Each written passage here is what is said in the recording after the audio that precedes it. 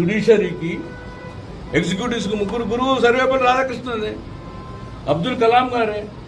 అందుకని మీరు ఎప్పుడైతే వెన్నుముక జ్యుడిషియరీ కాంప్రమైజ్ అయితే ఇంకేముంటుంది లైఫ్లో, ఎగ్జిక్యూటివ్స్ కాంప్రమైజ్ అయితే ఇంకేముంటుంది, పొలిటికల్ సిస్టమ్ వస్తుంది.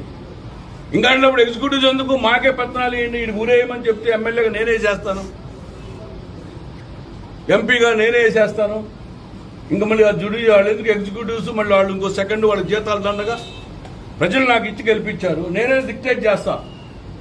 ఈ రోడ్డు వేయాలా లేదా, ఈ చెట్టు నరకాలా లేదా, వీరికి పెన్షన్ రద్దు చేయాలా లేదా, అధికారులు ఎందుకు ఇంకా. నేను ఒకటే రెస్పెక్ట్ ఏంటంటే, మీరు వెన్నుముక వంగకుండా you may break but don't bend. నువ్వు విరిగిపో, వంగిపోపో. ఇక్కడ కాదు ఇంకో తోడు ఎత్తాడు, నీ చదువు అవుతుంది కదా. అందరూ 70 లక్షలు కోటి రూపాయలు ఇచ్చి పోస్టులకి డబ్బులు ఇచ్చి వచ్చి ఏం చేస్తారు, ఎమ్మెల్యే చెప్పినట్టు చేస్తారా? వాళ్ళకి ఏది డబ్బు కావాలో